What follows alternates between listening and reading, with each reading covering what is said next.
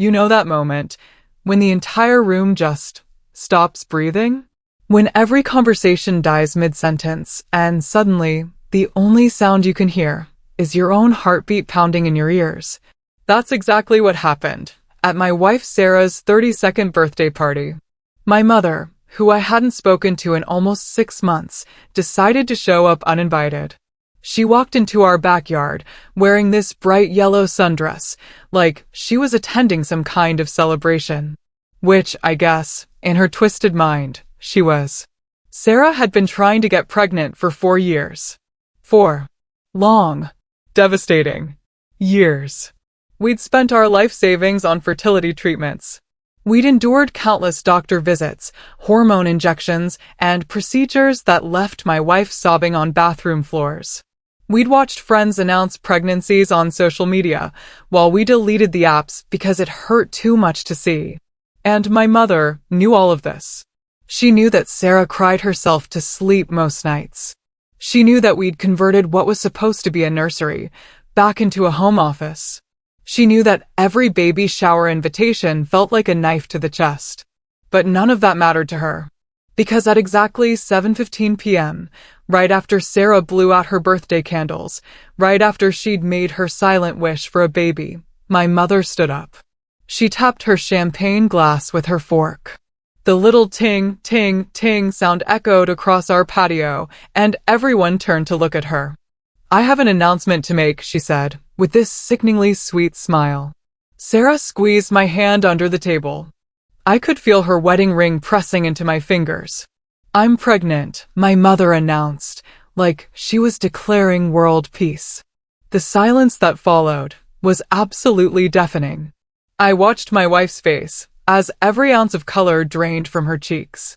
I watched her lips part slightly, like she wanted to say something, but no words came out. My mother, my 53-year-old mother, stood there beaming, while my wife, my beautiful, broken wife, crumbled right in front of everyone. But here's the thing about that moment, that horrible, soul-crushing moment. It was also the moment I decided that my mother was about to learn exactly what happens when you push someone too far.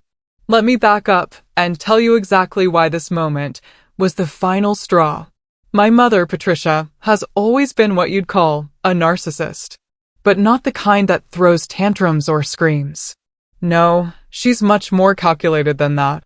She's the type who smiles while she destroys you and then acts shocked when you're upset. Growing up, I learned early that everything had to revolve around her. When I was 12, I broke my arm falling off my bike. Instead of rushing me to the hospital, she spent 20 minutes doing her makeup first. Because, and I quote, "What if the doctors are cute? I can't look like a mess." I sat there, holding my clearly broken arm, while she applied mascara. When I graduated high school as valedictorian, she showed up to my graduation ceremony in a white dress. A white wedding dress. Because she wanted people to ask her about it, so she could tell them about her upcoming wedding to her boyfriend of 3 months. She hijacked my graduation photos, posed in every single one, and when people congratulated me, she'd interrupt and say, "Oh, thank you. I'm getting married next month." But the worst part, the part that really shows you who she is, happened when I was 16. My best friend Emma had been battling cancer for 8 months. She was in the hospital, getting chemotherapy, and I wanted to shave my head in solidarity with her. My mother's response? Absolutely not. What will people think of me if my daughter looks like a freak? Emma died 2 weeks later, and I never got to show her that someone cared enough to stand with her. That's who Patricia is. That's who raised me. Now, fast forward to my adult life. I met Sarah in college, and for the first time, I understood what real love looked like. Sarah is everything my mother isn't. She's kind, selfless, supportive, and she actually listens when people talk. When we got engaged, my mother's first question wasn't "Congratulations" or "I'm happy for you." It was, "What kind of wedding dress are you planning to wear?" Because I already bought mine and I don't want us to clash. She bought her dress before we even set a date. The wedding planning was a nightmare. Every decision we made, every vendor we chose, every detail we discussed, she had to insert herself into. She called our wedding planner behind our backs, tried to change our menu, and even contacted our DJ to request that he announce her entrance, like the mother of the groom at a royal wedding. But here's where it gets really dark. 3 years ago, when Sarah and I started trying for a baby, my mother made it her mission to comment on every aspect of our fertility journey. "Maybe you're not trying hard enough," she'd say during family dinners. "Have you considered that maybe it's not meant to be?" she'd ask, right in front of Sarah. "Some women just aren't built for motherhood," she'd whisper, loud enough for my wife to hear. Every failed pregnancy test, every negative result from the doctor, every month that passed without good news, my mother treated it like entertainment. She'd call me after our appointments, not to offer support, but to get the details. Like our pain was her personal soap opera. And when Sarah had her miscarriage last year, the one that nearly destroyed us both, my mother's response was to send a card that said, "Everything happens for a reason. Everything happens for a reason." Let me know in the comments where you are watching this video from. I'd love to know, because I want you to understand that for 32 years, I'd been conditioned to accept this behavior, to make excuses for her, to tell myself that she didn't mean it, that she was just complicated. But sitting there, watching my wife's face as my mother announced her pregnancy at Sarah's birthday party, I finally understood that some people don't deserve forgiveness. Some people deserve consequences. The party had been perfect up until that moment. Sarah and I had spent weeks planning it. We'd invited 12 of our closest friends, decorated the backyard with string lights and her favorite flowers, and I'd even managed to get her favorite bakery to make that lemon cake she'd been craving. It was supposed to be a celebration, a chance for Sarah to feel loved, surrounded by people who actually cared about her. We'd specifically not invited my mother. The last time we'd seen her was at Easter, when she'd made a comment about Sarah's biological clock running out of time. Sarah had excused herself to the bathroom and came back with red, puffy eyes. That night, I told Sarah, "We don't have to see her anymore. We can have holidays, just us." Sarah, being the incredible woman she is, said, "She's still your mother. I don't want to be the reason you lose your family." But I'd already lost my family. The day I realized that my mother saw my pain as entertainment. So when I saw her yellow dress, walking through our backyard gate, my stomach dropped. "Did you invite her?" Sarah whispered, gripping my arm. "No," I said. "Absolutely not." My mother walked straight up to us, like she owned the place. She was carrying a small, poorly wrapped gift and wearing this smile that made my skin crawl. "Surprise," she said, kissing Sarah on both cheeks. I couldn't miss my daughter-in-law's birthday. Sarah forced a smile. "Hi, Patricia. Thank you for coming." "Oh, please," my mother laughed. "Call me Mom. We're family." Family. That word, coming from her mouth, made me want to scream. But Sarah, sweet, patient Sarah, just nodded and said, "There's food on the table. Help yourself." For the first hour, my mother behaved.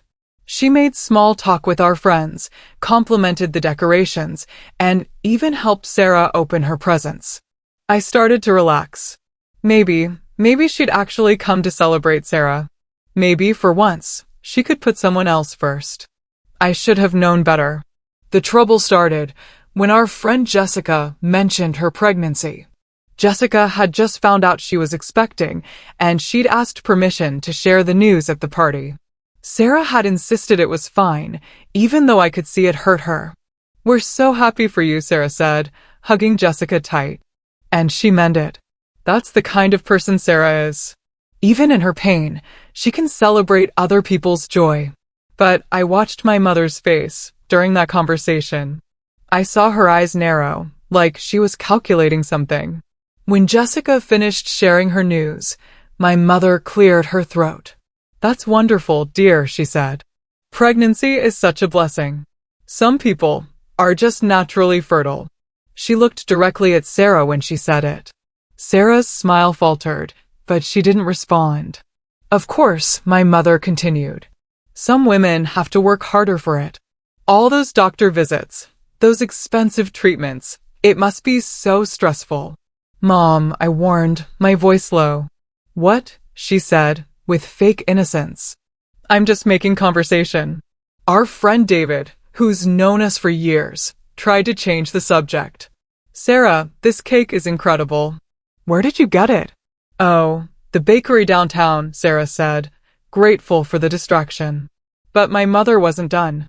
You know, she said, loud enough for everyone to hear.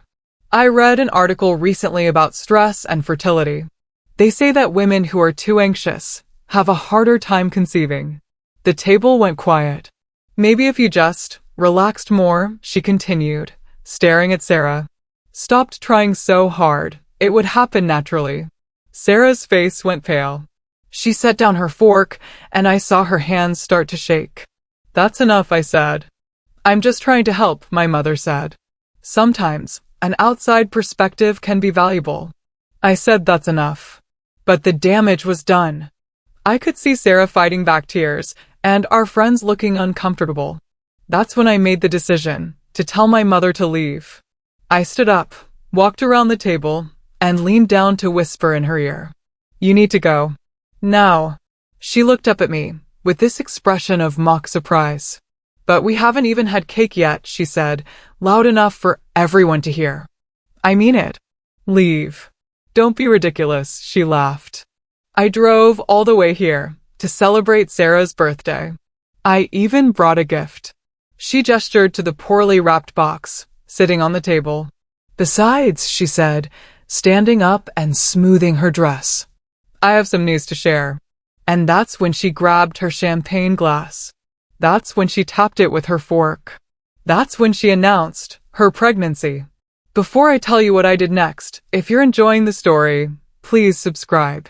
Help us reach 1,000 subscribers. Because what happened after that announcement changed everything. Sarah didn't just cry. She didn't just excuse herself to the bathroom. She stood up, looked my mother directly in the eye, and said something that I will never, ever forget. Congratulations, Patricia, she said, her voice steady and calm. I hope you're a better mother this time around. And then she walked into the house. The entire table stared at my mother in shock. But my mother? She just smiled, like she'd won some kind of prize. That's when I realized this wasn't an announcement. It was a declaration of war. I followed Sarah into the house, leaving my mother standing there, with her champagne glass still raised. Our guests sat in stunned silence, looking anywhere but at her. I found Sarah in our bedroom, sitting on the edge of the bed, staring at her hands. I can't do this anymore, she whispered. You don't have to, I said, sitting down next to her. She's leaving. Right now. No, Sarah said, looking up at me with tears streaming down her face. I mean, I can't do this anymore. The treatments, the hoping, the pretending that your mother's cruelty doesn't destroy me every single time. My heart broke, watching the strongest person I know finally reach her breaking point.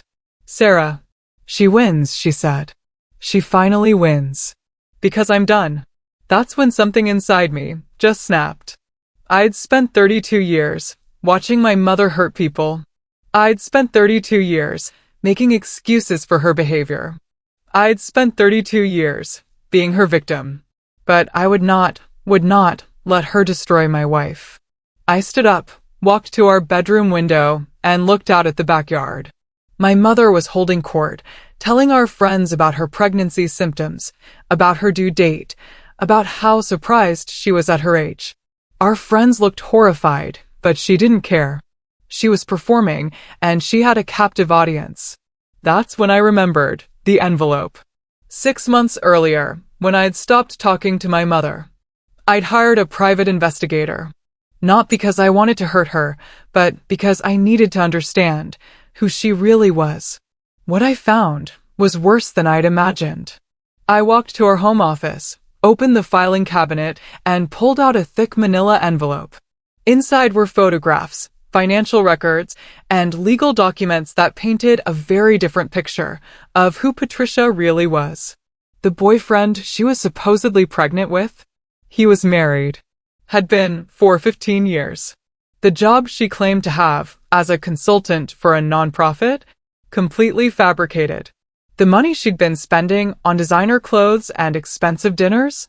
Stolen. From the elderly woman she'd been hired to care for. And the pregnancy? Well, let's just say that at 53, with a complete hysterectomy 3 years ago, pregnancy was biologically impossible. I'd been saving this information for the right moment. And apparently, that moment was now. I walked back outside, carrying the envelope. My mother was in the middle of describing her morning sickness when I cleared my throat. "Mom," I said, my voice carrying across the yard. "Can I talk to you for a minute?"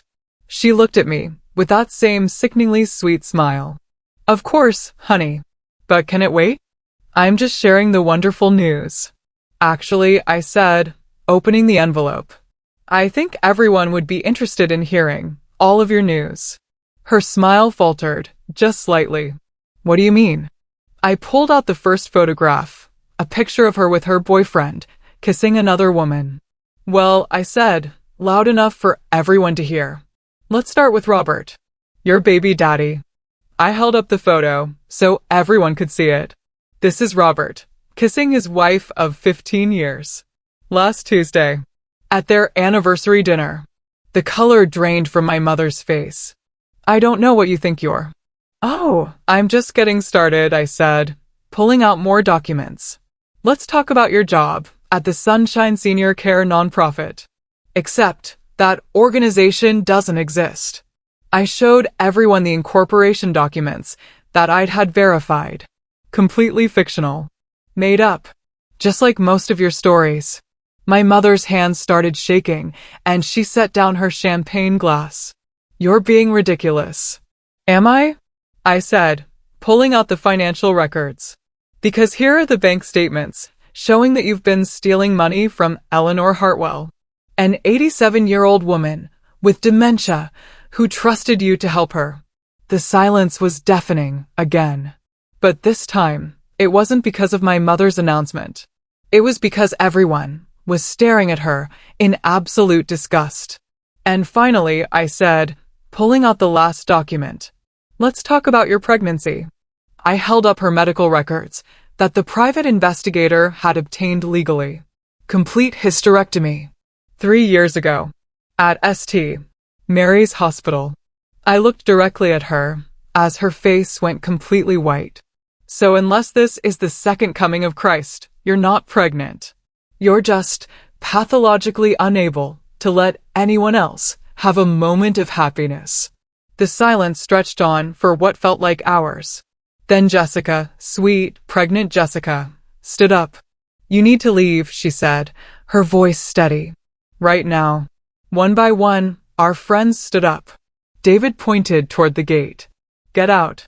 Lisa shook her head in disgust. "How could you do this to your own son?" And Marcus, who barely knew us, said what everyone was thinking. "You're sick. You need help." My mother looked around the table, at all the faces staring at her with contempt. Then she looked at me, and for the first time in my life, I saw her mask slip completely. "You have no idea what you've just done," she whispered. "Yeah, I do," I said. "I just protected my family from you." She grabbed her purse and walked toward the gate. But before she left, she turned around one last time. "This isn't over," she said. I smiled and pulled out my phone. "Actually," I said, "it is. Because I just sent copies of all of this to the police. Elder abuse is a felony." That's when she ran.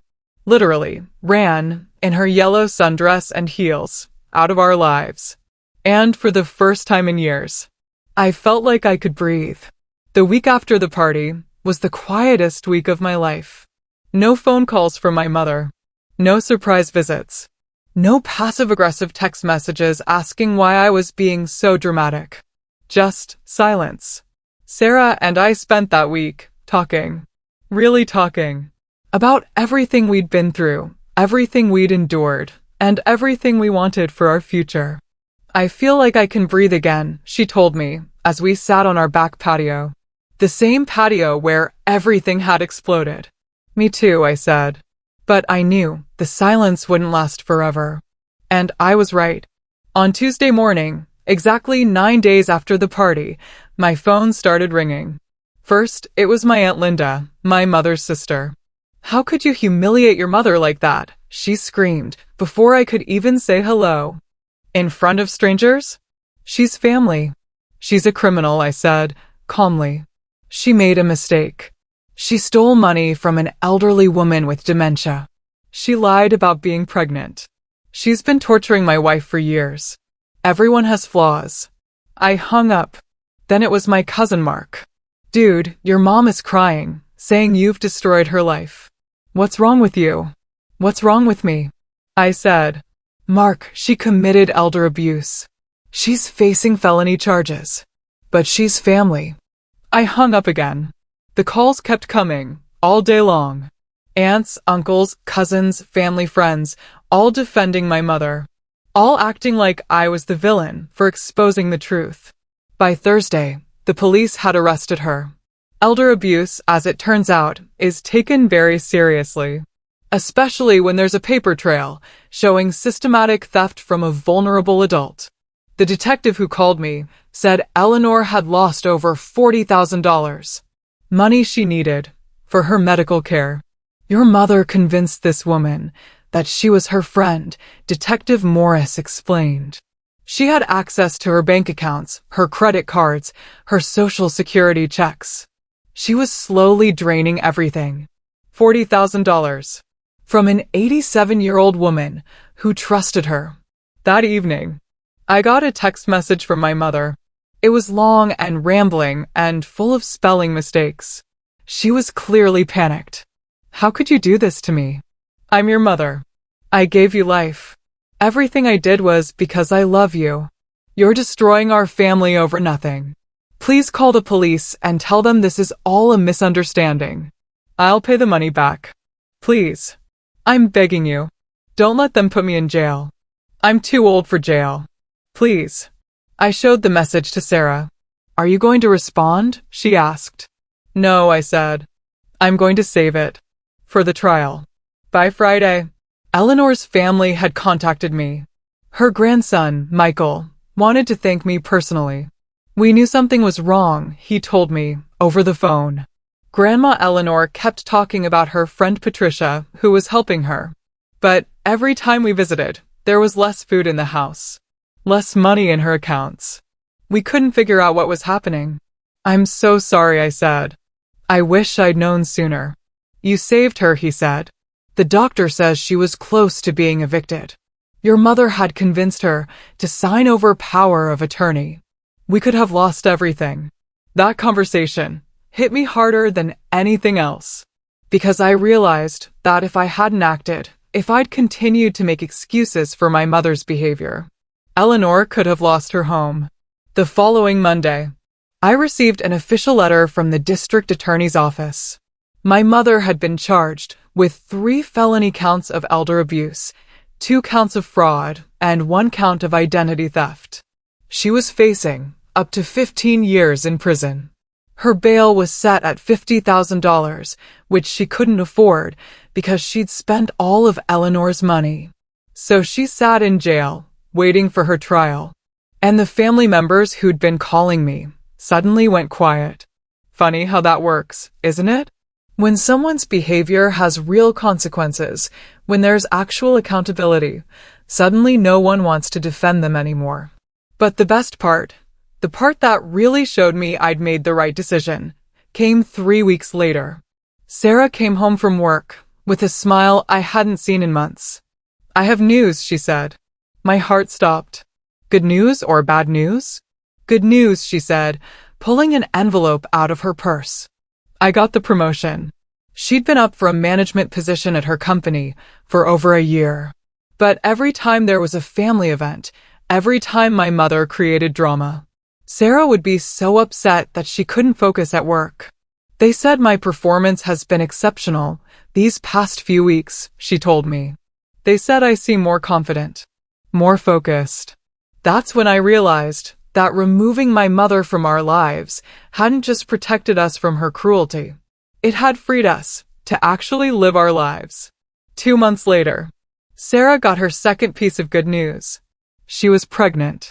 Not from treatments, not from procedures, not from the stress and pressure of trying.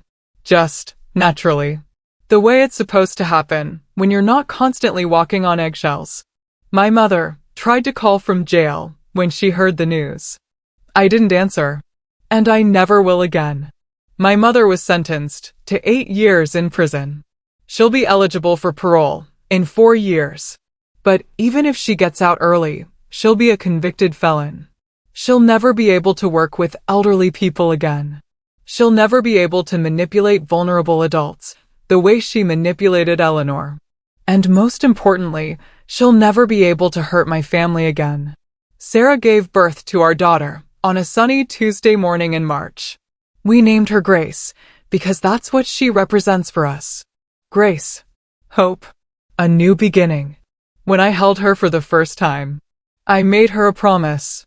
I promised that she would never, ever, have to endure the kind of treatment that I grew up with. That her grandmother's toxicity would never touch her life. Some people might think that's harsh. Some people might say that everyone deserves forgiveness, that family is family, that people can change. But here's what I've learned after 32 years of making excuses for my mother's behavior. Some people don't want to change. Some people enjoy hurting others. Some people see kindness as weakness and love as something to exploit. And those people don't deserve access to your life. They don't deserve your time, your energy, your forgiveness, or your children. They deserve consequences. The day Sarah brought Grace home from the hospital, I got one last message from my mother. It was sent through my cousin because I'd blocked her number. Tell him that I forgive him for what he did to me. Tell him that when I get out, we can start over. Tell him that Grace needs her grandmother. I read that message, looked down at my sleeping daughter, and I laughed. Because my mother still thinks she's the victim in the story. She thinks that exposing a criminal makes me the bad guy. She thinks that protecting my family makes me ungrateful. She thinks that holding her accountable makes me cruel. And that is exactly why she'll never meet Grace. Grace will grow up surrounded by people who love her unconditionally. People who celebrate her achievements without making it about themselves. People who support her during difficult times instead of making those times worse. She'll never know what it feels like to walk on eggshells around someone who's supposed to love you. She'll never know what it feels like to have your pain used as entertainment. She'll never know what it feels like to have your special moments hijacked by someone else's need for attention. Because I broke the cycle. I chose my wife and daughter over my abuser. And that is the best decision I've ever made. If you're dealing with someone like my mother, someone who consistently chooses to hurt you, someone who sees your boundaries as suggestions rather than requirements, you have permission to protect yourself. You have permission to choose your peace over their presence. You have permission to break the cycle. And if people tell you that family is family, remind them that real family doesn't require you to sacrifice your mental health, your marriage, or your children's safety to maintain a relationship. Real family lifts you up. Real family celebrates with you. Real family protects you. Everything else is just biology. And biology isn't enough. If you liked this story, check out this other one on the screen. See you there.